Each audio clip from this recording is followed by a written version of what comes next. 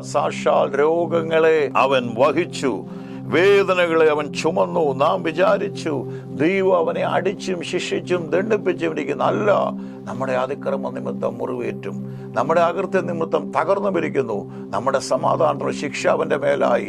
By stripes we are healed. അവന്റെ പാദപീഠത്തിൽ കൊണ്ടുവന്നവരെ അവൻ സൗഖ്യമാക്കി. പുരുഷാരത്തെ കണ്ട് അവൻ മനസ്സലിഞ്ഞു, തകർന്നവരെ കണ്ടവൻ മനസ്സലിഞ്ഞു. ഏതെങ്കിലും രോഗ അവസ്ഥയിലൂടെ കടന്നു പോകുന്നവര് ഇന്ന് ഈ ദൈവവചന കേൾവി നിങ്ങൾ കേൾക്കുന്നെങ്കിൽ ദൈവത്തിന്റെ ഹിതമാണ് നിങ്ങളുടെ സൗഖ്യം. നിങ്ങൾക്ക് അങ്ങനെ ഒരു ആഗ്രഹമുണ്ടെങ്കിൽ ദൈവം നിങ്ങളെ സൗഖ്യമാക്കിയിരിക്കും.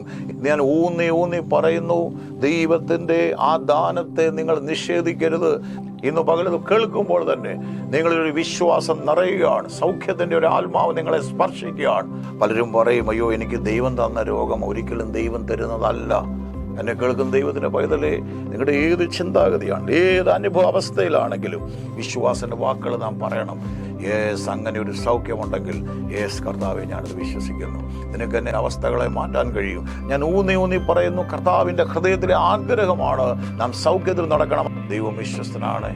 അനുഗ്രഹിച്ച് പ്രാർത്ഥിക്കുന്നു യേശുവിന്റെ അധികാരമുള്ള നാമത്തിൽ തന്നെ. ആമേൻ.